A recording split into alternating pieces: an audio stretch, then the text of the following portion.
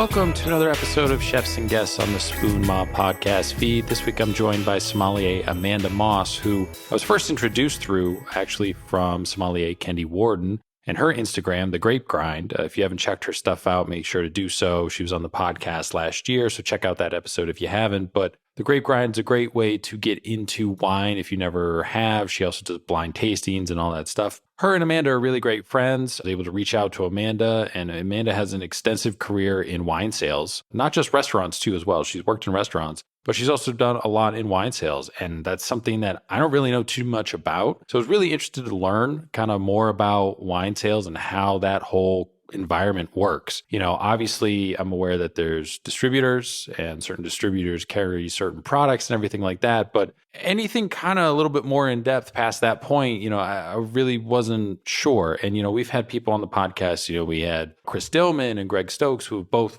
run wine programs and stuff. And we touched on kind of wine sales a little bit and distributors and stuff like that, but we never really went too in depth about it. So it was really awesome to have Amanda on, and she just kind of breaks down how it all works. And some of it is stuff that's obvious, but you just don't think of. And other stuff is just really eye-opening as to kind of how the whole relationship works between a restaurant and a distribution company and wine sales and everything like that. So it was really awesome to get her on the podcast, be able to chat about not just being a somm and doing all the tests and everything, but with the wine sales career and her future plans, which she's just getting ready to kind of announce something probably in the next few months. So you want to make sure to follow her on Instagram. You can find her there. Her username is at Amanda_Moss. You can also follow us on Instagram at SpoonMob, Twitter, Facebook. Check out the website too as well. Past episodes of the podcast, you know, we're on all the major platforms, Spotify, Apple, Google, Stitcher, Amazon, all that stuff. You can find us on there. Just search Spoon Ma. Make sure to follow, subscribe, and everything. This is a really interesting episode. It went in a bunch of different directions that I never thought it would. And that's kind of the awesome part about doing a podcast is you're exposed to different people and different ideas and things that you never really considered. And, you know, Amanda's super knowledgeable about the wine industry. So we're definitely looking forward to everything that she's got coming up and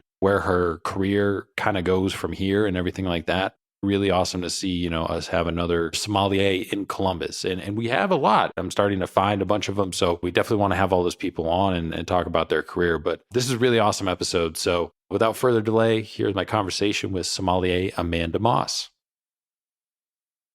Thanks again for coming on the podcast, taking some time out of your evening here after you've worked your job throughout the day, popping on a podcast. So appreciate it. You are the first sommelier of the year that we've had on.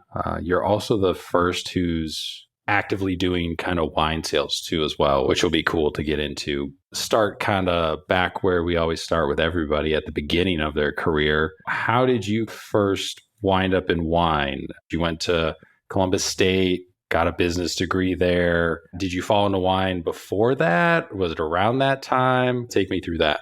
Yeah, thanks so much for having me. I'm really excited to be here. I kind of fell into wine. That's a really great way to describe it. I had worked in restaurants as a way to kind of put myself through school and just realized that it was really fun. I liked the kind of fast-paced, ever-changing environment. You never knew what was going to happen. And then also had the awareness that the more wine that you sell, the more money you make. So I would say initially it was kind of motivated by, oh, here's a way I can increase my income, but then definitely just kind of fell in love with the like romanticism of wine for sure.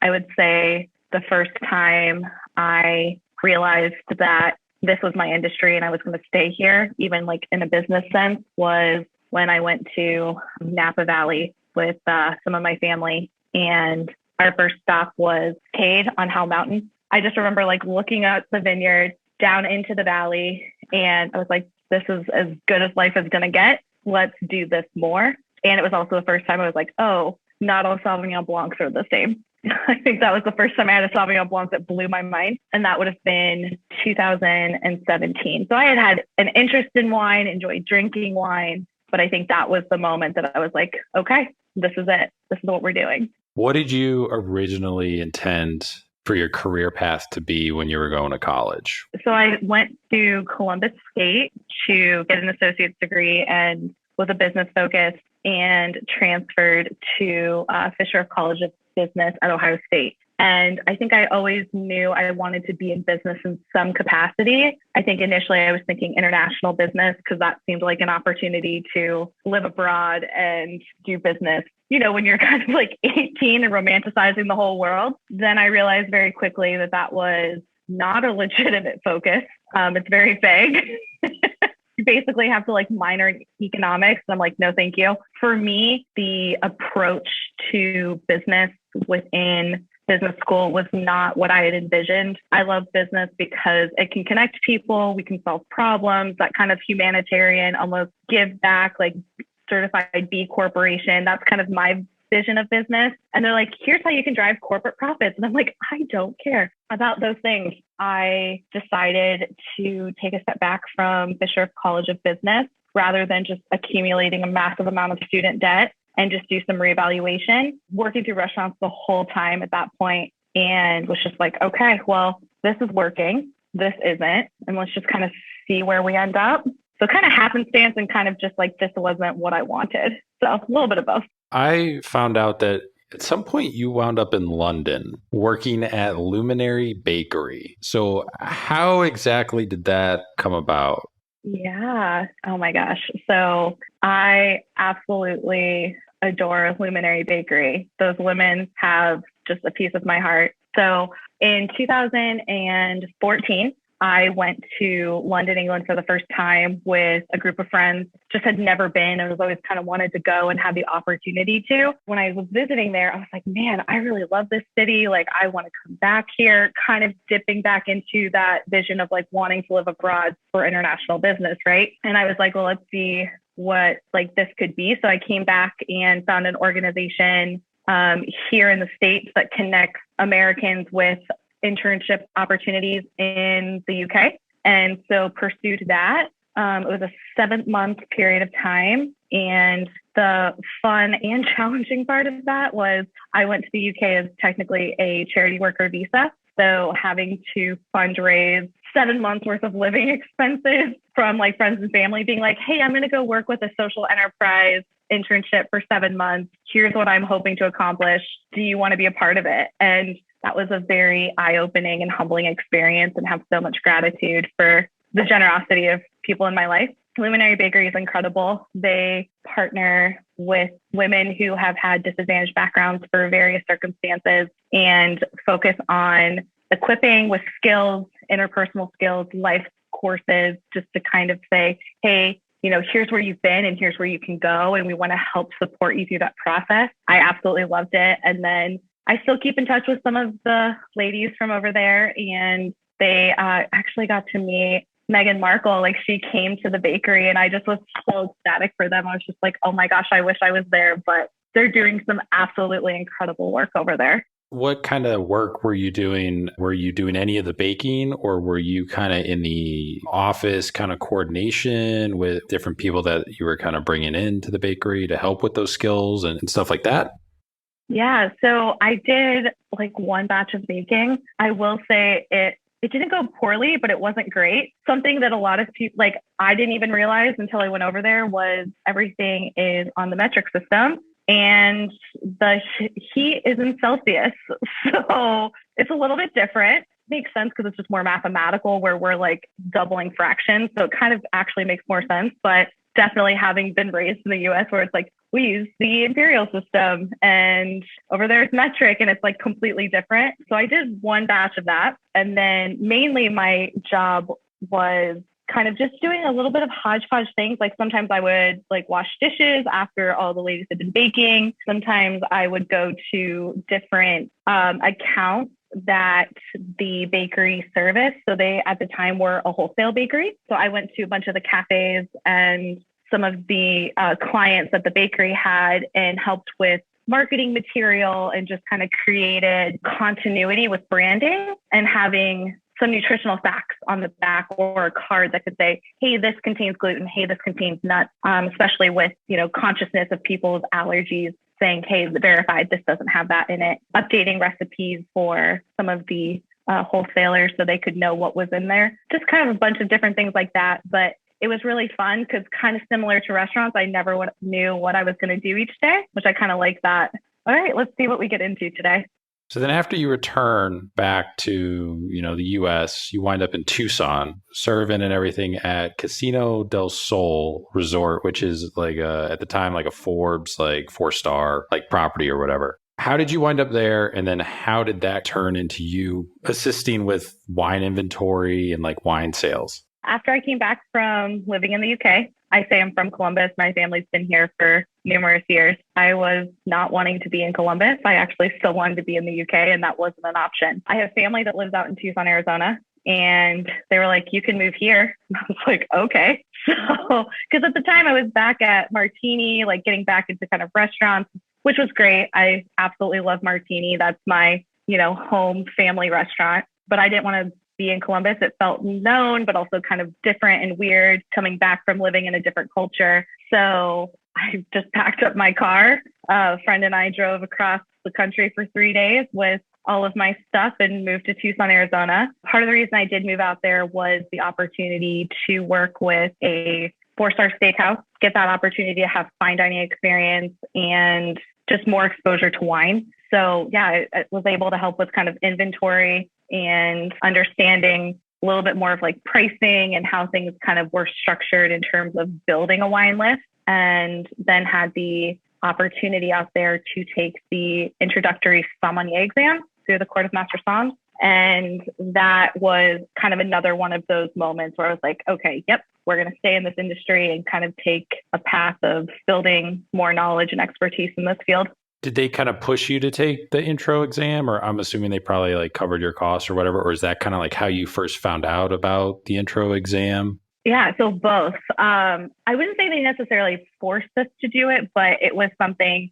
The food and beverage director has a pretty close relationship with a couple of the sommeliers, master soms, and they host the exam at the casino. And so because I worked for PY Steakhouse in the casino, I had the ability to take the exam without having to pay for it. So it was a couple of years later that I was like, oh, saved me a lot of money, and definitely was great because I had the opportunity to be able to build community and study with other people and just kind of get to taste some wine of things that I hadn't tried. Martini is Italian concept here in Columbus. So they have a great Italian portfolio and a pretty good California. So I knew both of those pretty well, but trying Spanish wines and, Argentinian Malbecs outside of just personal consumption, that was kind of a great new exposure in that field. Did you study before you took the exam, or did you just go into it kind of wing it, or like how did you approach it? I think this was shortly after the court started putting together the intro book. So we were able to get that book and started kind of walking through it. And we also had a older copy of a Society of Wine Educators book, pretty extremely different in terms of content. It was like, hey, here's a basic overview, and then here's almost every detail in the wine world. So it was a little bit overwhelming initially, kind of first starting out, but thankfully we had our manager who was studying with us. We had some of the distributors coming in and walking us through some of the things and tasting some wines with us. So I would say it was very collaborative. I hadn't done a ton of studying personally prior to the opportunity to take that exam. So it was a great kind of intro, and just I loved taking the introductory sommelier exam just because you had 2 days with master soms walking through content before you took the exam. So it kind of took some of the pressure off of having to know everything before you take it, because they kind of walk you through a lot of it too. Kind of a little bit of both. What was the hardest part about the intro exam for you? Oh my gosh, it feels so long ago and such a different life. I'm sure I thought it was super hard. Now I'm like, oh, I could probably do that in my sleep. I think just the wide breadth of information that could be on the exam, right? You could get a question on soil type, you could get a question on service. Granted, it's I believe 100 questions, 70 to 100 questions. So it's not a huge exam. And thankfully it was all multiple choice. So a pretty good test taker. So I was like, okay, I thought I did decently well and I ended up passing. But I just remember when we were kind of going through the study process, I was like, this is so much stuff. How are we supposed to know all this? How are we supposed to fit this in our brains? You need a 75 or an 80 to pass or something like that, right? I believe so. Yeah, I think you need like a 75. That sounds about right. I'd have to look at the. So then you pass the intro first try and you wind up eventually kind of getting your first wine and liquor sales job. Yeah, so that was a little bit of networking and a little bit of kind of being at the right place at the right time. I loved getting the experience of working in fine dining. There are a lot of details that, in my opinion, are kind of superfluous. Like it shouldn't matter. I understand it's part of like the ambiance and the experience, but also from like a service standpoint, taking so much longer than it needs to. Like something as simple as like crumbing after every course. And it's like, yes, like if there's crumbs on the table, like clear them off for sure. But being graded on like taking a crumber like across the tablecloth if there's nothing in front of someone seems ridiculous to me. I'm like, this is so unnecessary. So I had been going through that a little bit and was ready for a new challenge. Yeah, so I started working with Breakthrough Beverage in Tucson, Arizona, which was a really great and eye-opening experience. It was a lot. Like it was good, but it was a lot. Like it made me a better employee and a better worker in the long run, but at the time it was very overwhelming in a lot of ways. When you get started with like wine sales, did they start you with like a small book of business? Like, here's already some clients, previous rep kind of left. Like, can you go check in on these people? Or is it like, we could definitely get you started, but like, you got to come up with 10 to 15 clients on your own, and then we'll kind of like bring you on? Like, how do they kind of structure it? So and I would say this is kind of my experience equally across both states. I mean, selling different items kind of similarly was you would have accounts and like a book of business that you would be writing and accounts that you would call on. But at the same time, you were responsible for hitting goals and hitting placements. I sold high proof spirits. I say high proof, it's just liquor. But in Ohio, you have to differentiate because it's a control state. That was something that you can't really ever prepare someone for. I think there's a lot of perceptions of what working in distribution is. Like, I think people think we sit around and taste wine all day and we go to dinners and happy hours. And like, yes, those things are a part of the business and that's the more fun side of things. But there's also a lot of expectations, a lot of goals, especially if you're selling liquor and depending on what portfolios you have, there's the expectations of features and menu placements, and then doing, obviously this was all before COVID, but doing activations, which would be going to a bar for a party and like passing out samples of a product or a cocktail and having to be there and like, you know, kind of pay for it. And then the company or like the brands reimburse you. But there's a lot of kind of expectations that I think the general public doesn't see or quite get a grasp for. So I think it's often glamorized and I'm like, it can be really hard, or you can be exhausted and you're like, I still have to go do 2 activations tonight. And like, and then you might have an 8:30, 9 o'clock meeting in the morning. And you're like, all right, so we'll sleep on the weekends if I don't have an activation I have to go do.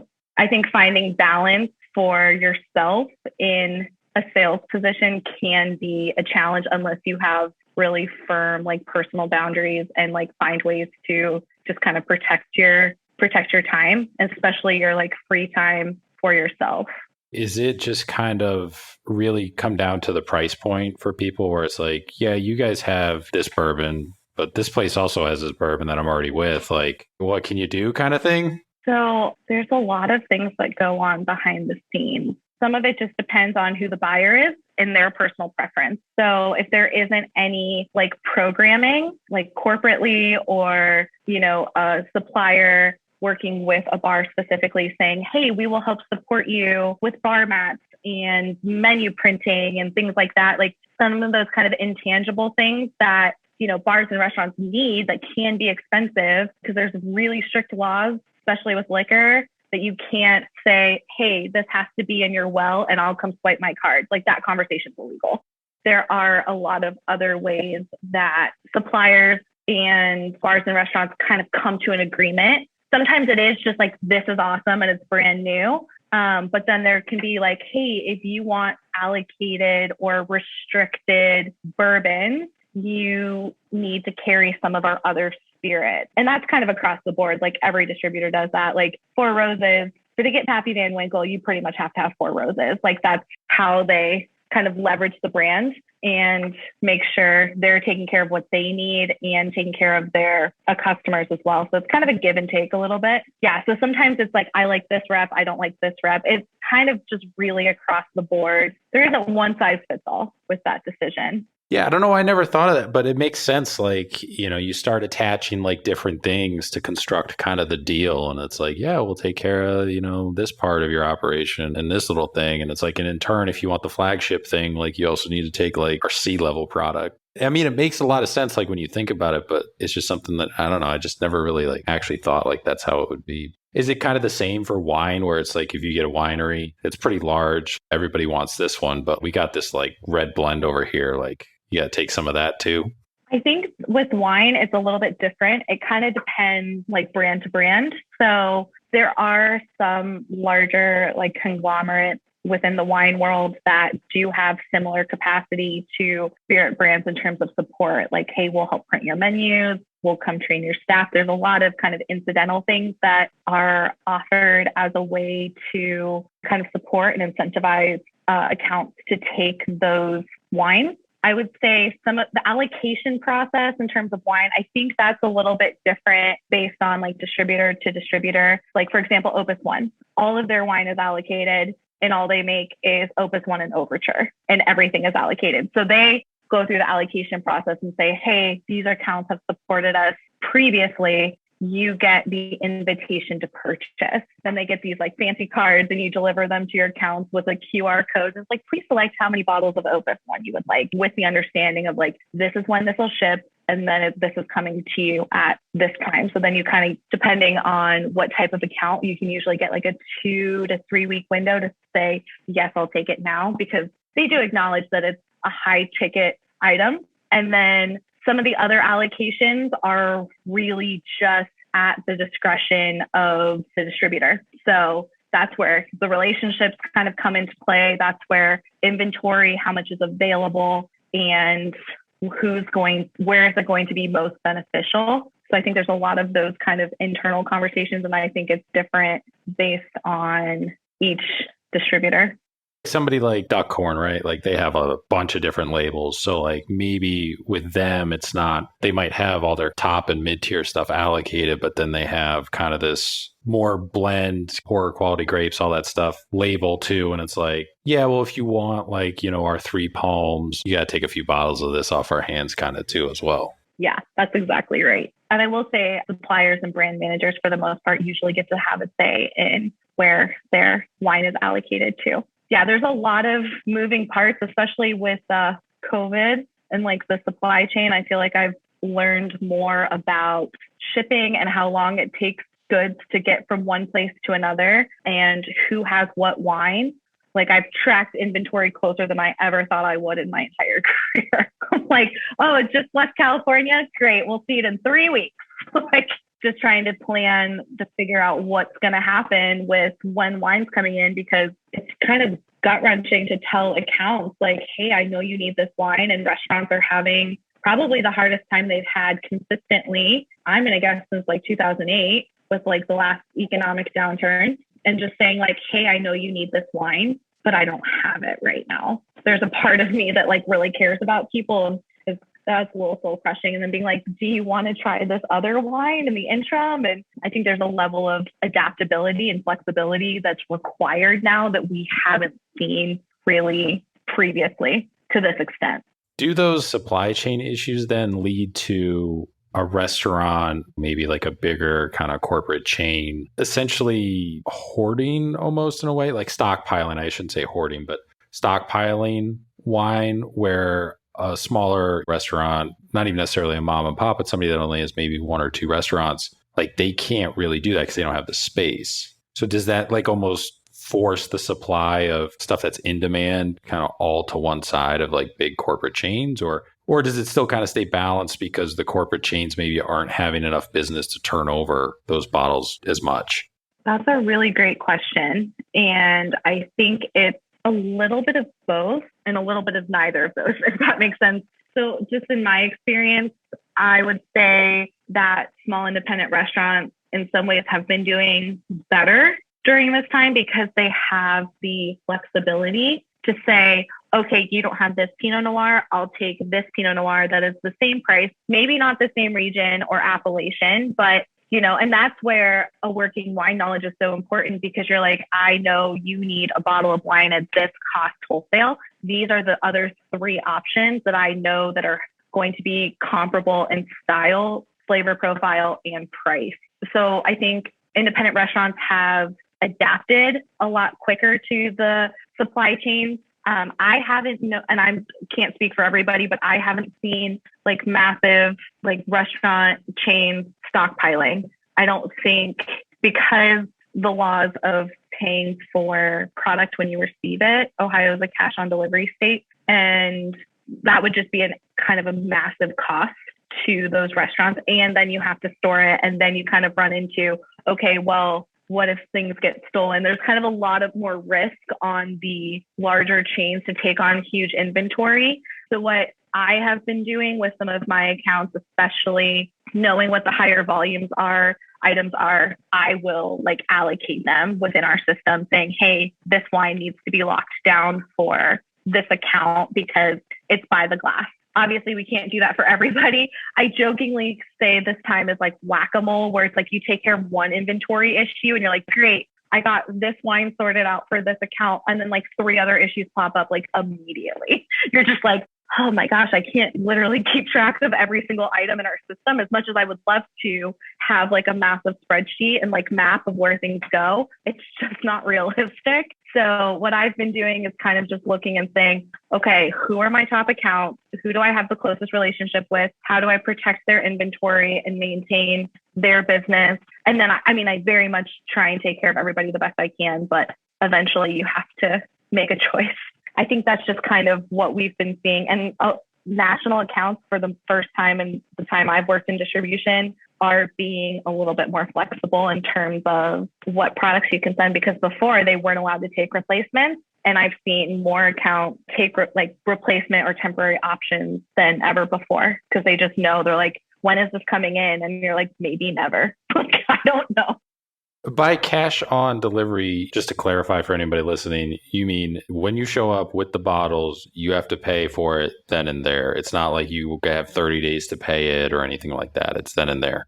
So it's different than non-alcoholic items where you can say, hey, here's your invoice. You have up to 30 days, or I don't actually know how long, so I'm just guesstimating, to be able to pay this invoice. With alcohol, you have to pay for it when it's delivered. And if not, like the distributor can refuse to deliver it. There are times like I'll get a call being like, hey, can you pick up this check from so-and-so because they didn't have a check available? And I get the choice to say yes or no, of like, yep, I'll swing by and grab a check from them, or nope, bring the product back.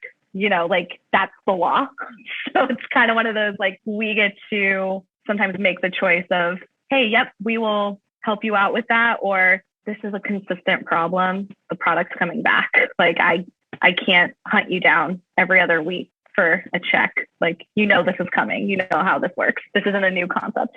So it kind of keeps like almost the playing field a little level. The restaurants obviously need you for the wine and everything, but you want to keep that relationship kosher, but also you still like got to pay your bills on time.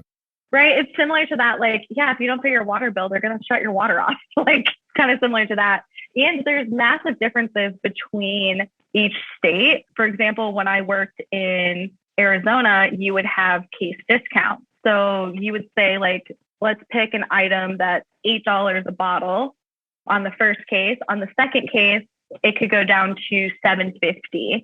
Or on like the fifth case, it could go down to $7. So there was almost like a case incentive to buy larger volume, which I do think that benefits some of the larger concepts that do have better cash flow and space to store items. Ohio is not that way. Like, first case is best price. Like, so in some ways, you're like, it makes it a little bit more challenging to say, hey, I need you to take 5 cases of this, because there isn't any like price break or just discount. But in a lot of ways, it does keep it from having, 1 or 2 massive companies like ruling the whole market. There's pros and cons to both. I would tell you, having worked in a state where I sold liquor on premise and then moving back to a state where it's a control state, it doesn't make any sense. Like the whole system of the control state, I'm like, I understand this makes the state of Ohio so much money. It also is ridiculous. Like you have people camping outside of liquor stores for the potential release of a rare bourbon. It's the wildest thing I've ever seen. Yeah, that part's pretty like crazy. Bourbon took off, but it's still, I mean, most bourbon is like relatively affordable. But I mean, I think you pretty much hit the nail on the head when it's like it makes Ohio a lot of money. It makes the state so much money. 2018, you passed the WSET 2. Did you take the WSET 1 at all, or did you go straight to the 2?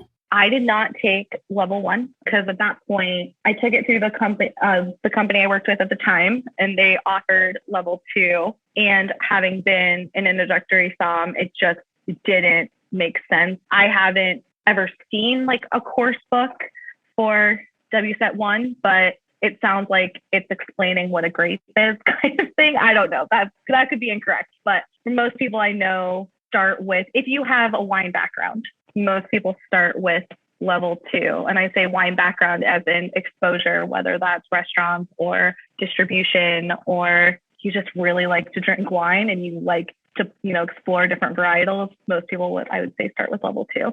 Is that you have to go somewhere where they have it, you're there for a day, multiple choice questions, or like how is that kind of structured? So I can't speak for how most people take the exam. I know it's changed a little bit with COVID, but we took ours at our office, and we had someone who proctored the exam on behalf of the trust, and we did our exam. It was also a multiple choice test, and then the answer keys get sent off to actually London to be able to be graded, and then, which is good and bad. Like I definitely enjoy the level of, with the Court of Sommeliers and CSW, you find out that day. So it's like, there's this like kind of anticipation with WSET where you're like, did I pass? I don't know. I'm like second guessing myself the whole time. I will say one thing to give credit to WSET is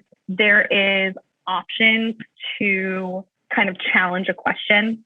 I don't remember specifically what happened, but I just remember I was sitting there and I was one of the last people to finish because I was so frustrated because this question didn't make any sense. And I just was like, I even asked the guy who was proctoring, I'm like, what are they asking here? Because this language doesn't make sense. So he's like, answer it the best you can and write a note on the test saying, this language is unclear or this doesn't make sense. Because what I was thinking is I was like, if I don't pass this exam because of this one question, I swear. So it felt nice to be like, hey, can you fix this? Because that doesn't make sense. And then after I turned in the exam, he showed me in the book, like, this is the one that they were like referring to. And I was like, that language still doesn't make sense. And he's like, that's why you wrote it down. He's like, because I think he saw it and he saw what I was thinking. And I'm like, I explained my logic as to why this doesn't make sense. And he's like, yep, just document that. Did you ever find out if you got that question right? Like, do they send you back like what questions you got wrong? Or is it just like you passed or failed? So similar to the court, if you passed or you didn't pass, I will say WSET does give you kind of levels of passing. So it's like you can just pass and then you can pass with merit and pass with distinction. So it kind of gives you almost like the curve of like, hey, you didn't just barely pass and you got, you're pretty good at this. And then distinction is like you're proficient. That was something that was kind of nice and just kind of feels like a little bit of a bragging, right? When you're putting it on like a list of, you're like, I passed with merit. Like it's better than just passing. Will you ever attempt level 3 or level 4? Is that something that you want to do? Yeah. So that's actually what's next is going to be probably this year, maybe in the spring, definitely in the year 2022, WSET 3. Going to be gathering the study crew and preparing for that, partially because I like to I feel like it's a language. The more you study and keep up with it, the better you are and the less you forget. And it's just kind of a fun challenge and it gives you a better indication of like what the different styles and how the exams work. And I'm excited to get back into a tasting component of an exam as well. Then you wind up back in Ohio. What brought you back? So I always joke that Ohio's a siren call. Like you leave and you're like, this is great.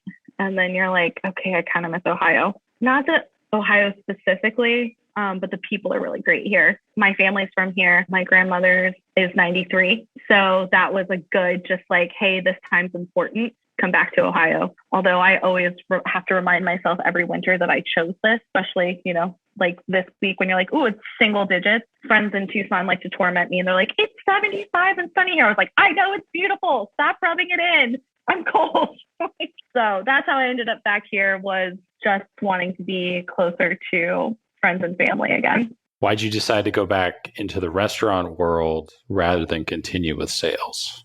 Restaurants are amazing for transitions. I definitely knew I wanted to get back into distribution. And I knew that I was going to pursue that avenue again. It also takes time to, interview and go through that process and make the choice of which company you want to work for. And moving back, I just knew that I needed to get back into the workforce immediately. So called my Martini family and was like, hi, I'm coming back. Can I come back to work? And they're like, of course. Super grateful for that. It just kind of gave me a chance to get reestablished in Columbus and then start looking for a job in distribution again. Was Martini, and I'm not sure, I can't remember, is that part of the Cameron Mitchell restaurant group? It is. The concept's been around for a long time. I can't remember specifically which number it was, but they've, I think, celebrated like 22, 25 years now. So they've been around for a long time. It's one of my favorite places just because I feel like the location is super cool. You're right across from the convention center here in Columbus. And I always tell people, I'm like, it's some of the best people watching in the city because like they have these giant like windows up the front and you can just, oh my gosh, some of the craziest things I've ever seen have been outside those windows. Yeah, it's a great restaurant. I love the food, obviously Italian inspired and just solid across the board. So that's how I kind of ended up back there, was to just have a foot back in the door and to make some money. Restaurants are great if you're like, oh, I need some cash. You like go work a shift and you leave with that cash immediately. Did you ever consider, since you were already in the Cameron Mitchell restaurant group, like transferring to another property that maybe had higher volume of wine sales or anything like that? Or was it just like, I really like this environment, that's where I want to be? A little bit of both.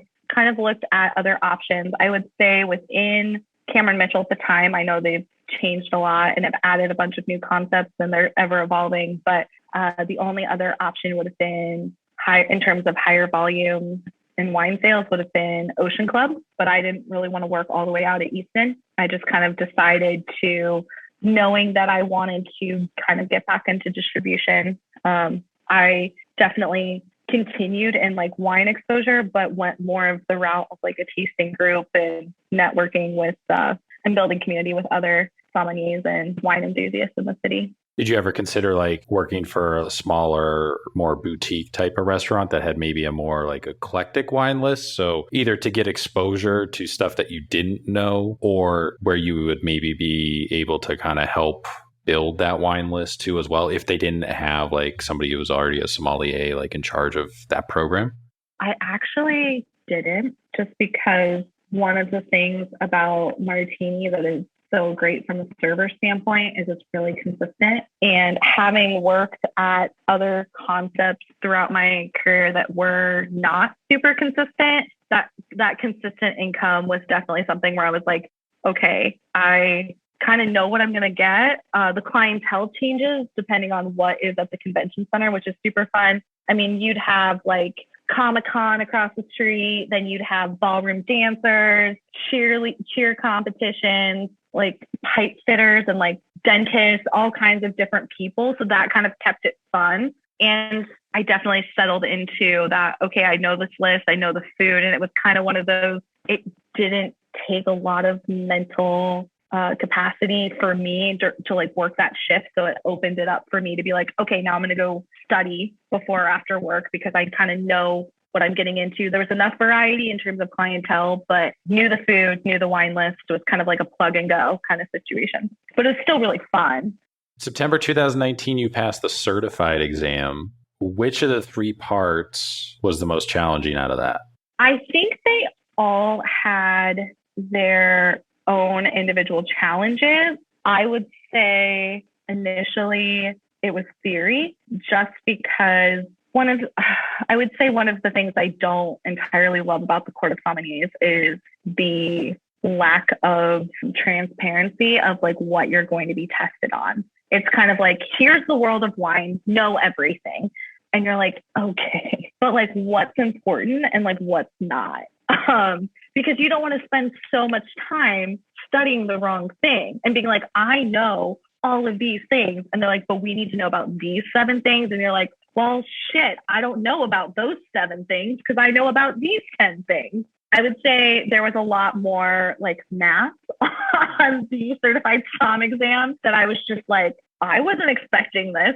I wish I would have known to bring a calculator. So one of my best friends like tested like a month after me. And I was like, listen, I can't tell you anything about the exam, but bring an old school calculator. Just do it. Cause I'm literally just guessing. Like I'm kind of one of those people, I got into wine because I don't love math. So to have to do math in my head of like pour costs, I'm like, oh shit. Like, I'm just like, we're going to guess and hope for the best. Service is intimidating just because, I mean, I love serving. I feel like that was one of those things. I'm like, oh, I have great rapport with tables. Like I wasn't terrified about that. But there's also this whole, like, you're serving a master sommelier who's asking you questions and you're doing other tasks at the same time. So you're like, okay, don't forget to set down this water glass or this wine glass and answer questions about classic cocktails and what, you know, I'm interested in a bottle of Sir Winston Churchill. Who's the producer of that? And you're like, okay, so there's just like a million things going on. Thankfully, I had a very kind master sommelier who did not destroy me when I was just straight up bullshitting. There was one point I was just like, that wasn't right, and just committed and went with it. Like, it's kind of it's different because when you're at a table, there's not necessarily the assumption that you know more than your guests, but you're like, I can kind of fudge a little of the information. The master somms know more than you, so you can't bullshit them because they're gonna know. And you're like, great. Like, I think I just totally made up whatever was in like a sidecar. I just started making up spirits that were in it. I was like, after I said, I was like, that's not it. Like, but you're in front of someone, so I'm just like, okay, just move on, let it go. And also, one of the things they tell you that a lot of people don't think of is when you're carrying the tray, you have to like back up for service as if there's someone there. So there's one person, the master somm is at the table, and then there's like a mock example. So there'd be like a female, a male. And so you're supposed to pour in order and like proper service, which is, you know, important. Also, when you're setting things down, you're not supposed to cross the plane of where the person is sitting. Like you're supposed to act like they're really there. So that was something that someone gave me feedback on. They're like, before you go into the exam, and make sure you back up and go around the chair and not through the chair, because you'll get docked for like knocking grandma on the head, even though she's not really there. She's supposed to be there. And you're just like, okay.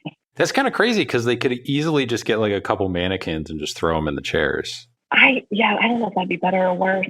I really hate dolls, so I feel like that would creep me out. But yes, that personally sounds like my nightmare, but it would be an option. Was the certified exam easier or harder than the W set? I know like the 2 is kind of comparable to the certified. I would say, in my experience, I'm interested to take W set 3 and kind of give a comparison of certified som to W set 3. I would say certified som was more difficult than W set 2. But again, I know the court is ever changing and changing the questions and kind of making it more challenging to not keep it simple. And I mean, it's fine. It's kind of fun that way to be like, okay, well, I answered these really hard questions, whether I got them right or not. We did it, right? You're like, put it in the thing and move on. I will tell you, there is a decent amount of time in between, depending on what slot you're in for service. There can be a lot of time in between your service examination and the results. And because I went back to Tucson to test for certified som, just because I still was in contact with food and beverage director of Casino del Sol. And I just kind of reached out and was like, hey, can I can you reserve a spot for me? Like I'll definitely handle like all of the financial aspect of it. But because Tucson is so close to California, that specific exam like fills up almost instantaneously, and you don't know when they're going to release the date. Like I kind of knew it was going to be in September because they do introductory and then they do certified after that. But I didn't know when it was going to be released. And I was just like, I'm all the way in the Midwest. Like, I don't want to miss that window. So I had my spot kind of held for me, which I acknowledge is like definitely a place of connection and privilege. I knew a bunch of the people that were testing for certified because I used to work with them. So while we were waiting for our results, we all went to a like local Mexican restaurant and probably did 2 shots of tequila and had a margarita because you just need to take the edge off. You're just like, I don't know if I passed that, but that was probably one of the like most intense things I've ever been through, where you're just like, it's all on the line. It's like, it's done now. There's a relief of being like, okay, it's over, but just being unsure as to whether you'd be able to like pass or not. So definitely it feels like a high stakes experience. When you take the certified exam, are you on the clock to do the advanced if you wanted to? Isn't there a certain window, or do you have to get to the advanced level and then you're in that kind of window to sit for the master? So if I remember correctly, it might have changed now with all of the COVID, postponements, but it was typically, I think, within 2 to 3 years, you could do certified to advanced, or you had to be in restaurants within the last 2 to 3 years. Maybe that's what it is. I know there's some sort of like 2 to 3 window. And that was kind of part of the motivation of taking certified when I did, was having the time in my personal and professional life, but also it's a lot of studying. Like it'd be like, okay, work a whole day, then come home and we're doing this region. I have probably some of the most aggressive color-coded notes I've ever written in my entire life, because you have to organize the information somehow. Like it's very similar to like, here's the wine world, go figure it out. So you have to come up with your own system and your own structure, and just being like, okay, I'm going to do this, this, and this at the end of the day. But I had been in restaurants, but I will not continue with the court in terms of examinations at this time. Studying and prepping for the exam, like how much of a lead time, like are you start studying like 4 months out, 6 months out? I think everyone's a little bit different. Like when I'm getting into an examination like season, I'm kind of like, okay, I'll start just like reading things at night again. And then I would say within like 4 to 6 months out is like, okay, now we're on a study schedule where you're like, okay, tonight is France, or this 3 weeks we're studying France, we're deep diving, and then next we're going to Italy, and then we're going to Australia. That's kind of how I do it. Is I pick a region and I'm like, okay, let's deep dive into this for a certain period of time and then move on. And then right before the examination, like go back through everything, probably about a week or 2 before. It's just constant review of just as much information as you can fit in your brain. COVID happens. I'm assuming Martini there just ends. Everybody kind of gets laid off when COVID happens. Restaurants shut down, all that stuff. What did you kind of do? Yeah. So actually, my last shift serving ever so far, I mean, haven't gone back, was the shutdown in Ohio. So March 15th, 2020 was my last serving shift at Martini. I think that'll be a shift I'll never forget, just because there were so much unknowns and people were coming in and like tipping us all like $100 because they're like, restaurants are about to close, and nobody knew what was going to happen. I was very fortunate to have also been working a second job at that point. Like I was just working at Martini for kind of fun and extra cash. So I still had like a full-time job to go back to. So I was very fortunate in that. But there was a lot of uncertainty. And when it first happened, like a bunch of us at Martini had like just kind of a group chat of like everybody checking in, being like, how are you processing this? How are you handling this? And to give Cameron Mitchell and his team so much credit, they really took care of their staff to the best ability that they could. Like this was the time like we were working in not restaurants, but grocery stores were being cleared out of food, and we're all like, oh my God, like we're not going to be able to go get food because now all the food's gone, and like everyone's freaking out. And they were like, hey, we have all of this food that we're not going to be able to sell in the restaurant because we're going to be closing. Take it home. So they texted everybody. They're like, hey, come get a bunch of food from here, take it home. I swear for the first like 3 weeks of the pandemic, I have never eaten better in my life because it was like, oh, tonight I'm going to have some veal martini because it's in my fridge. So that was super kind and super fun and kind of just alleviated some of the pressure of just like, no one knows what's happening. I think I had fresh frozen pasta in my freezer for like 4 months. Like they were just like, take all the pasta we've made. And you're like, great, I'll eat that eventually. And you're like, just throw it in the freezer. And then you'd be like, tonight I'm going to have pasta. And you're like, it's almost as good as being at Martini. Not quite, but it's a close second. So you wound up taking, I think, the Society of Wine Educators Certified Specialist of Wine exam. What exactly is the Society of Wine Educators? Yeah, so it is a different certifying body. I think it'll be becoming increasingly relevant in terms of wine certifications moving forward, especially with some of the hesitancy to participate in the Court of Sommeliers at this time from a lot of people. It's a very, very theory intense exam. So for CSW or Certified Specialist of Wine, it is a multiple choice, might be like 100 questions. I can't entirely remember how many there are. And they give you a book, which is very, very helpful. I was kind of like, this is great coming from Certified Somm where I'm figuring out all these things and using different resources. It was like, here's your one resource, but it's also so in depth. I remember looking at Kendi Warden, who's one of my best friends. I know she's been on the podcast with you. We study together all the time.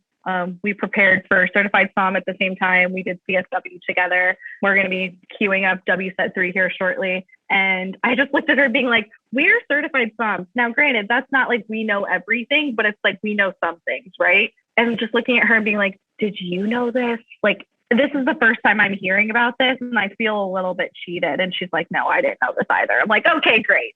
So I would say CSW is not the place to start if you want to dive into wine certifications. I would definitely say start with WSET 2 or look into what the introductory Somm is offering right now. They might have the ability to do it virtually. I'm not entirely sure what the court is doing right now.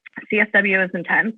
I would definitely say the most challenging in terms of theory, because again, they want to know you read their content. So they ask a lot of questions out of their book, which makes sense. But it's not one of those that you're like, oh, I can have a working wine knowledge and like pass this exam. You're like, no, you got to put the work in and really study because they ask questions that are very tricky and can be misleading. So that would be my one like feedback for Society of Wine Educators. It's like, do you have to make the multiple choice questions so confusing or challenging? You're like, I feel like you're trying to confuse me. With COVID, I mean, you're working in restaurants and then kind of flip back over to wine sales, distribution sales. Was there any wines that you were able to find due to collectors selling off some of their stuff, restaurants not being open, so allocations are out there for different people? Some restaurants even sold their cellars just to be able to help some of their workers kind of make it through a couple months when they're waiting for unemployment to come in and stuff like that. Wineries wound up having backlog, all this stuff. So there's kind of like this weird, like everybody has supply and they don't know where to move it thing. Was there anything that you were able to find, get your hands on, or were surprised to see that was kind of out there at that time? I would say this isn't a personal thing, but I think we saw, kind of referring back to like allocations, Opus One opened up their allocations wider than they ever have. Definitely making some more available for retail just because they know that restaurants, were having a hard time and their wines are like $250 wholesale. Like that's not nothing, especially for a restaurant. And it's something that's going to sit on the list too, right? Like what's not a buy the glass item. So I think I saw some of those allocations open up more so than I thought I would. And I think we saw a lot of wine suppliers get really creative during that time and really utilize, especially the early days of 2020, utilize Zoom tastings and kind of staff training, especially for sales professionals in distribution. So getting to have a Zoom call with Molly, the winemaker at Sequoia Grove, where they gave each of us a bottle. So we were all, at home and socially distanced. And the supplier bought us all like individualized meals that we went and picked up. And then we got to have like kind of a food and wine night with Molly, which was, as a wine geek, I was like, this is awesome to just get to listen to her process and how she makes wine and why the ratios that she does and just her vision. That was something that was super cool and I really enjoyed. And yeah, so we saw a couple of the wine suppliers really be like, hey, we want to, take care of you guys in distribution because we didn't get the ability to stop. There's pros and cons to that. Like, I'm very grateful to have had, a job and health insurance during the early stage of a pandemic, but also sometimes I'm a little jealous of the people that got to have, 3 months off. Like that kind of sounds great. There's an uncertainty with that, but I'm also like, you sound so rested. Like I'm still so tired. So there's a balance in that. But yeah, I think that was something that was just a different experience than what we had seen and was very much appreciated and just kind of fun in terms of exposure to different wines. The Court of Master Sommeliers, which is the most famous or at least most known of the three bodies, they had a scandal a few years ago. If you don't know the scandal, you can look it up. It's pretty easy to find. I think it was like 6 master somms were essentially kicked out of the organization due to behavior, essentially, and some other stuff in there. The articles are easier to find. The last that I could find is from their website. I think there was only 28 women master sommeliers in the world. With the controversy, are you just done with the Court of the Master Sommeliers, or are you like open to maybe I'll go back and do the advanced if a few years down the road things actually change? Because I mean, they put a couple of the women Master Sommeliers, I think there's maybe like 3, they got elevated to like the 11-person board and stuff like that. So who knows if that's actually like, are they serious about change or what? So where do you kind of stand with them? Yeah, that's a really great question. I think personally, I would still consider myself a member of the court. I know I'm like a certified somm and not as influential as, like a Chris Dillman or Greg Stokes. I feel like I worked really, really hard for that examination. And within wine education, it is the only certification that people have heard of in a lot of ways. So I think part of that is obviously because of documentaries like Somm. Some people are like, oh, you're going for your sommelier exam, or some people will be like, you're going for master. I'm like, no, I'm not. Like, I'm not going for master. So there is that kind of like, okay, let me readjust your expectations. But I feel like you can't change things that you're not a part of. So for me, I feel like it's important to still be a part of it and be a voice for, yes, these things need to change. I had been a part of some of the listening panels that they hosted and talking about some of the issues at large. I think there are a lot of things that do need to change, and some of them will be very slow. And we need people to be a part of those changes, but also remember, so it's not like a lip service thing, right? Where it's like, oh, we're going to change this and this and this, and we're going to wait for the publicity to die down, and then we're going to go back to business as usual. And it's like, I wholeheartedly respect people that are like, I'm done, I'm walking away. Everyone's had different experiences with the court. And I personally had a very positive experience, but I also acknowledge that I was in secondary and tertiary markets, right? Like I wasn't in New York or LA or Chicago or these like really concentrated areas. Like we in Columbus specifically have an amazing wine community because we're small. Like everyone kind of knows each other. For the most part, everyone's super supportive of each other. So I think that's something that I acknowledge as my experience being in a smaller market. But if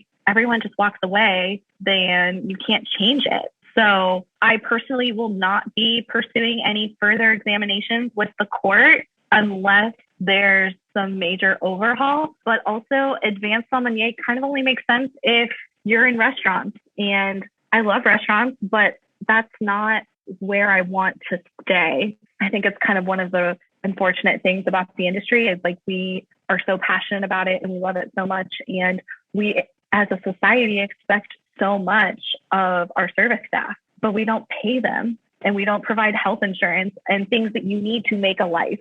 So I think it's just unless those things start changing. And I know Chris mentioned a lot of that in his episode about the need for health insurance, like especially during a pandemic, like the people that are most exposed have no safety net of health insurance. That's not okay. So that's kind of where I stand with the court. And I will say one of the most positive things in my experience with the Court of Sommeliers is it very much comes across as a community. Like you can meet somms from other cities, and not that you can't connect with people in a different way, but it's kind of this whole, I don't know if it's because everything is so under lock and key, but you're kind of like, oh my gosh, when did you test? And there's just these kind of conversations and getting to just meet amazing people throughout the journey. And especially within my experience, Chris Dillman was so influential in helping us prepare for the tasting portion, because that was, you can purchase bottles that you're like, okay, this is on the list. But if you don't have the background knowledge, at the time I didn't,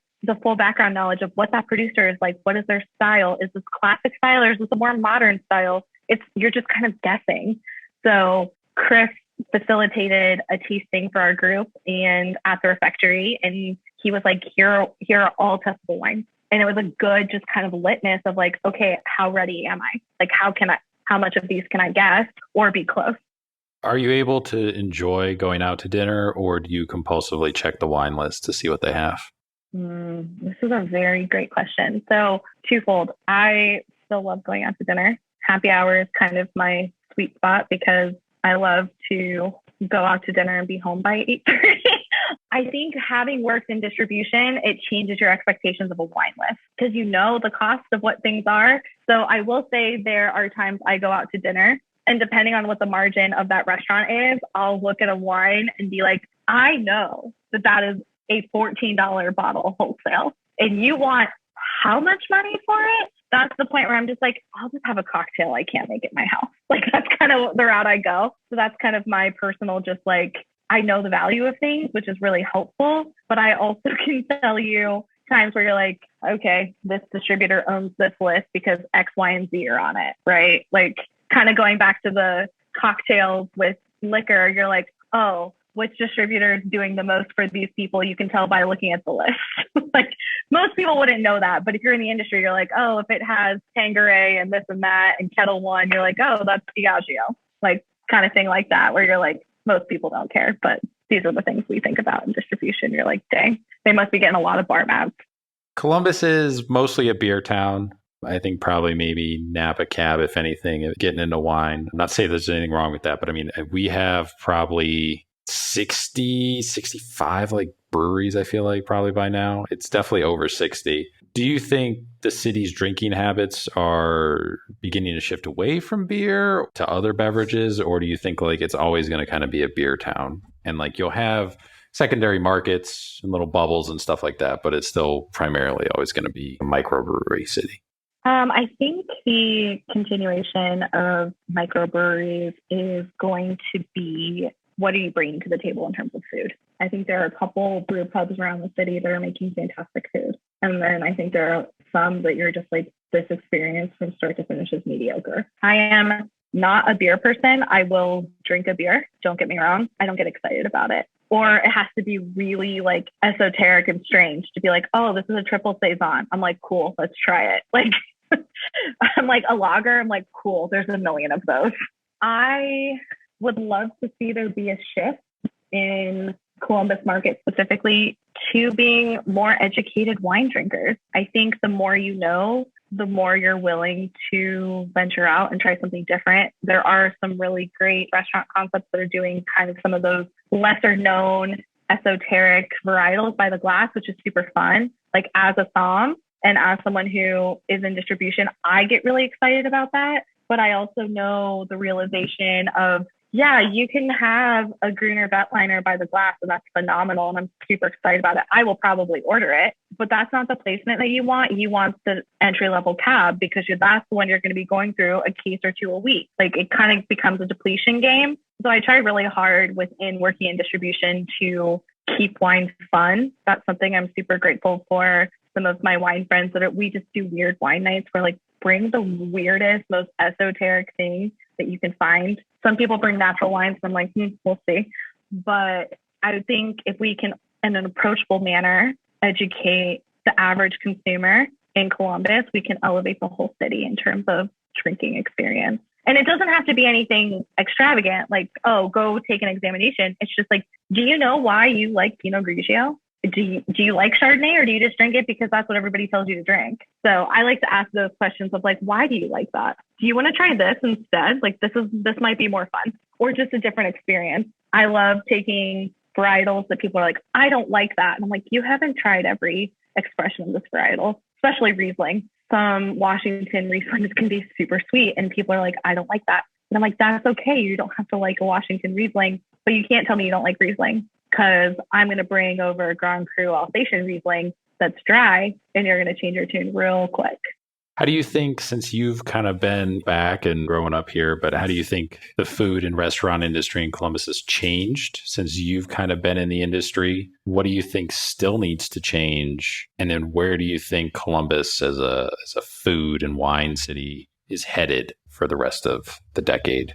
Having lived in Tucson, that is a smaller city than Columbus, but is a world UNESCO site for gastronomy, versus being from Columbus, are two kind of wildly different experiences. I think the Columbus food scene has really solid restaurants and just fun things that are going to be standouts, right? I also think that the food scene in Columbus can be very pedestrian. I think we are wanting to be super passionate foodies, and I definitely think there are those people. I don't always think that we're willing to pay for that experience. And I feel like you're seeing a lot of major restaurant, like, I don't want to say conglomerations, that's not the right word, but like restaurant groups from other cities come in and start like building all of these concepts. And I don't think it's necessarily a bad thing, but I don't love the way that it is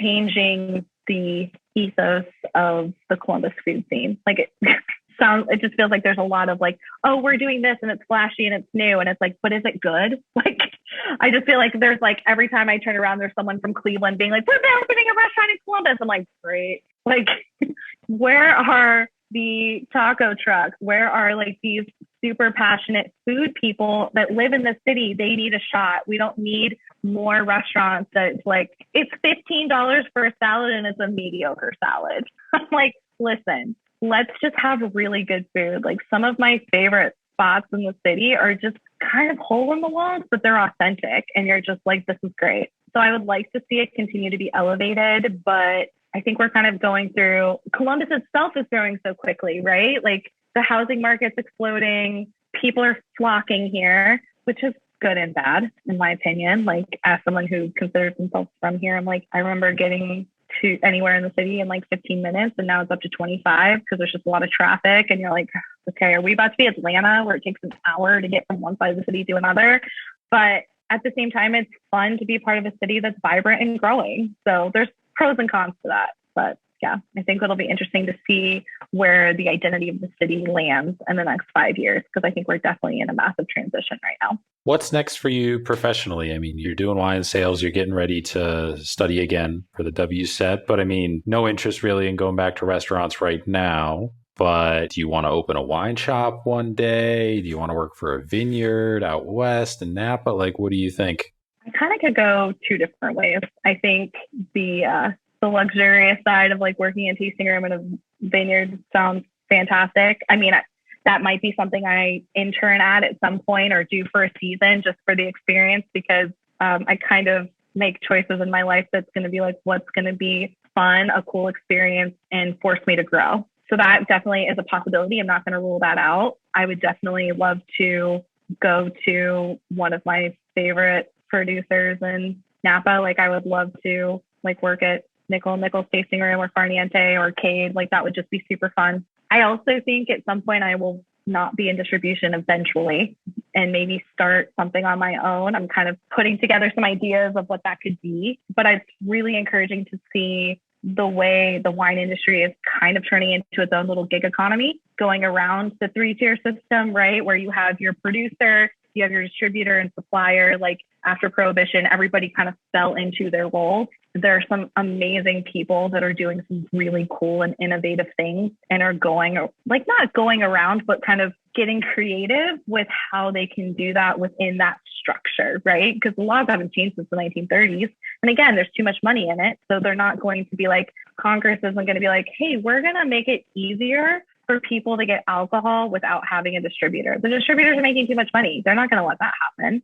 But at the same time, it's like there's so many cool and innovative things. I definitely will do something experiential. I would love to tie in like private tasting where, you know, I can come to your house and be your private sommelier, basically. And then you get to enjoy your dinner. And I essentially act as the host where I'll take care of all the wine. I'll take care of the service of everything. And like maybe partner with a chef and you have a tasting menu at your house. I think that would be something I would absolutely love to do further down the road, just because it's tying in the experience of food and wine, but also the luxury of it too. That's what I do like about service is everything just, you kind of get to finesse the details and everything gets to be smooth and flawless. And distribution, sometimes you're like, I'm throwing cases in my car because, you know, the case got broken or someone forgot to order the wine they needed. So some days my Instagram will be like the most luxurious wine I've ever tasted, or, oh, this is something super cool and fun.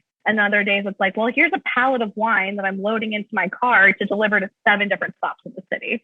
So please don't think that being a wine sales rep is a luxurious job, because sometimes, yes, we get access to some of the coolest wines. Like it was fun to get to taste this one when I was like, I would never afford this bottle. But also there are days where you're like, I'm working till 6:30 on a Friday, delivering things all over the city of Columbus.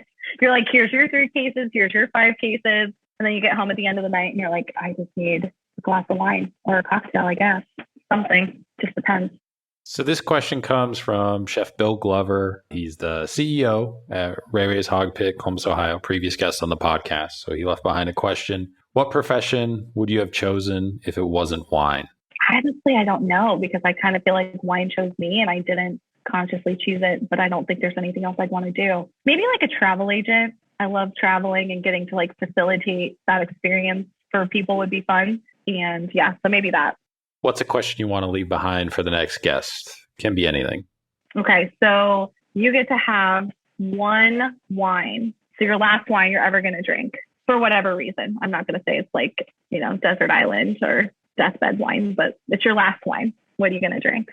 Writing question from one of our listeners. What's the one wine that you haven't had or haven't been able to find that you've been keeping an eye out for? I really love that question. Wow. I'm going to take a second to think about that one. I should probably have it ready to go, but I think that's just one of those things in distribution. I'm not always searching for a specific wine because I'm like, oh, if that wine's out of stock, I'll find something else that sounds just as lovely. I would really love to try 2008 Dom Perignon. I feel like I've always heard it's like a phenomenal vintage. I don't know if there's any left, but I feel like that would be one of those that it was the year I graduated high school. So I was just like, oh, that'd be fun. You know, I don't know if I'll ever find it, but I'll just have to find a couple $100 to have in like a Go fund if it ever comes across. So we're going into questions we ask all the somms that come on the podcast here. It's a nice compare and contrast for everybody listening. Tinkered with them a little bit, but who was the biggest influence on your sommelier career thus far? I would say my previous manager and mentor. He's been in the industry for like 40 years. So just a super fun person to sit down and talk about, like, tell me about the wine world in the 70s. Like, it sounded like the Wild West. So tell me all about it. Also, he has opened some wines from his cellar for our team to taste. And it was probably like the most fun experience in terms of getting to try, you know, a 75 Napa Cab versus a 89 Bordeaux. Those are wildly different. And I think it's interesting the way wines age, because initially, I think Napa Cabs kind of shrink bigger and bolder and a little bit more palate friendly initially, but I don't think they have the age capabilities of Bordeaux. Like an older Bordeaux, we had a bunch of wines on the table and we all tasted them. And you're like, okay, this is cooler. This is oxidized, or, oh, wow, you're getting a lot of like pencil shadings and like muddled current out of this one because it's older. Great to experience it. But then the ones we were going back for were the European wines. So getting to try 1990 Sauternes was phenomenal, just in terms of like, it was super dark and kind of almost oxidized, but it was still incredible. So that was probably the most influential person. What is your desert island wine? Billy Court Salmon Brut Rosé. It's my go-to celebration wine every time I pass an exam or have some sort of just like major life change. I'm like, we're buying a bottle. So it's one of my go-tos. What's a restaurant that you'd recommend that isn't Martini? So it's relatively new. They opened during COVID. It's out at Easton. So it's called Sono Woodfire. And they are coming from the Good Eats group out of Chicago. It's their first concept here in Ohio. And it's a Michelin recommended restaurant. So you have to go try the scallops. It's an appetizer and it's one of the most incredible things I've ever eaten. Been there. We got pizza, I think, when we went there. Their pizzas are really good. But yeah, go back and have the scallops and the lobster gnocchi. Oh my God, so good. And I don't even like mushrooms, but their mushroom ravioli is phenomenal. So bucket list travel destination, bucket list restaurant. Is there any place that you haven't been that you want to go to, and any place that you haven't eaten that you want to go to? So there's so many wine regions I haven't been to that I'm dying to go to. But I would say bucket list wine region. I want to go to Alsace, just drink a bunch of Grand Cru, Riesling, and just there's so many restaurants there that I just feel like have such a reputation. Granted, I would like to go try to see if they're stand up to the name, and just the history of that region I find really fascinating. And then bucket list restaurant would probably be Tour d'Archat in Paris. My mentor actually just went there recently and he was sending me pictures of the menu and the food. And he's like, you have to come here. And he sent me a picture of the wine list and it's literally probably the size of like 3 Bibles stacked on top of each other. It's incredible. Craziest thing you've seen happen in a restaurant while you're working? Okay, so this is going back to Martini. There was a person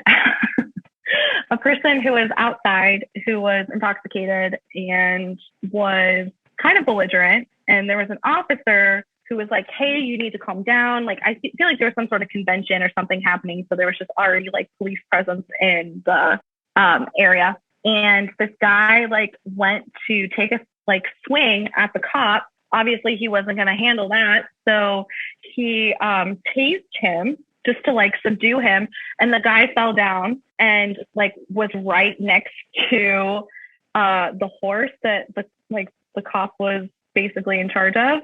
He was obviously knocked out cold, and then the horse actually shit on his head. I feel like it's a good litmus test for me. It's like every time I'm having a bad day, it's like, well, I'm not tased on the concrete with a horse shitting on my head. So that's a good start. Like, it was just one of those things. I'm like, this can't be real. Like, this has to be something out of like Reno 911 or something like that. I'm like, this isn't real. And it was. There've been a lot of like good Martini stories, but I think that was the one that stuck out the most, where you're just like, and this guy was unconscious. So he didn't even realize like what had happened. Like, I can't even imagine what it was like to come back to consciousness and be like, I'm literally covered in horse shit. Food or drink guilty pleasures? Is there anything fast food or junk food, anything in the grocery store that you try and stay away from? So this is very specific, but I think this is something I brought back from my Tucson days. There at Trader Joe's is a Takis equivalent, but it's not actually Takis brand, and it just has like a bunch of chili powder on it, which I love, and it doesn't have like the red dye 40, so like that's excellent. But thankfully they put them in small bags, but I'm like, that's one of those things if I'm trying to be like mindful of my eating, I just can't even go down that aisle at Trader Joe's because it's like, it's subconscious. It just ends up in the cart. And I would also say Jenny's ice cream. Which of the following documentaries would you recommend? So this used to be a big, longer category, but I split it up because I think maybe people got somewhat confused. So Somm 2, Somm 3, Sour Grapes, Decanted, or Blood into Wine? I think I'm going to have to say Sour Grapes, not because it's like your classic, like get into wine documentary, right? But I also think that wine has this reputation of being super snobby, which it can be. But the fact that there was this guy that infiltrated like the most like upper echelon tiers of the wine world and just duped them all. And then it was like a producer who came in and was like disproving everything. I just think it's fantastic. Like, obviously, I don't condone like fraud, but I just think that it's an incredible story. You're like, oh, there's some things that have changed from this, right? Where it's like now we have extra, I don't know, just the ways that they verify old wine is what it is. I just find that fascinating. Which of the following wine movies would you recommend? So, Bottle Shock, A Good Year, Uncorked, or Sideways? I don't really like, I mean, I've never seen Sideways, but I don't like it because of what it did to Merlot. It pretty much like decimated that industry, and people are like, I won't drink Merlot. I'm like, you're crazy. Merlot's delicious. So not that one, but I would say Bottle Shock is kind of just a fun one if you're, interested in like watching a mindless movie about wine. It's kind of fun. So, wine recommendations. So, under $20, under $50, under $100, and no limit over $100. So under $20, sparkling wine. I mean, champagne is my absolute go-to. I love it for just about every occasion. But Piper Sonoma, which is the California project of Piper Heidsieck Champagne House, has a Blanc de Blanc sparkling from California that is, I believe, in Ohio, it's around $18.99 retail, and it's absolutely fantastic. Under $50. Under $50. I would say Pierre Spar, Schönenberg, Grand Cru Riesling. To find a Grand Cru for under $50 is pretty fantastic. And it's also a really great Thanksgiving wine. Under $100. Under 100, I would say probably Chateau Lenoir's Chateauneuf de Pape, just because I feel like when I was studying and tasting for certified sommelier, that was kind of the first time I really dove into different varietals, and just in terms of exposure, that was one of the first wines that absolutely just blew my mind. I had a very distinct beginning, middle, and end, and it was kind of a aha moment. So I think it retails for like between 55 and 70, depending. And then 100 or over, no limit. 100 or over. Yeah, that's a tough one. I would probably, because I just want to drink all of them, I'd probably say a Tête de Cuvée. Like, I really love Belle Epoque from Perrier Jouet. It's just a really fun, and it's fun to get to try the vintages side by side, to get to see like some of the differences. And just with all of the things that are happening with the climate change in Champagne, it's like grab the Tête de Cuvées while you can and save them. I'm an Anthony Bourdain fan. Not everybody is. If you were, is there a moment, scene, episode that stands out? If you weren't, was there somebody else who is like a culinary or wine TV personality you always gravitated towards when you were coming up through the wine industry, whether it was Emerald or Julia Child or something like that?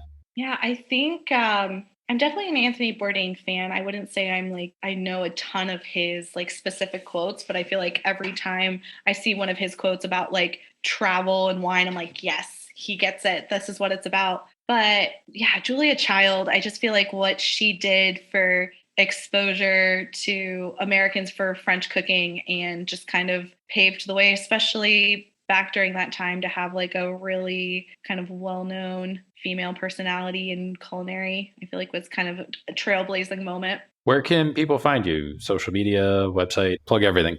You can find me on Instagram. My handle is Amanda_Moss. And it's kind of a personal page. I definitely like to post occasional, definitely in stories, but we'll do occasional like wine posts of here's some fun things. Or I like to sometimes go on like education tangents a little bit of please stop blaming sulfites for your hangover. You're just dehydrated. Drink water before you drink wine and you won't have as many issues. And yeah, I'll definitely be putting probably a website together here shortly. So I'll definitely link that on my Instagram page. That's kind of one of the things I want to do for 2022 is start just compiling some just recommendations and just some of my favorite wines. Also, if you're really interested in learning more things about wine, Kendi Warden, who I know you've had on the podcast, is a really dear friend, and she has a phenomenal site on Instagram called The Grape Grind, and she does a lot of education, and we do a lot of tasting together. So sometimes we'll just do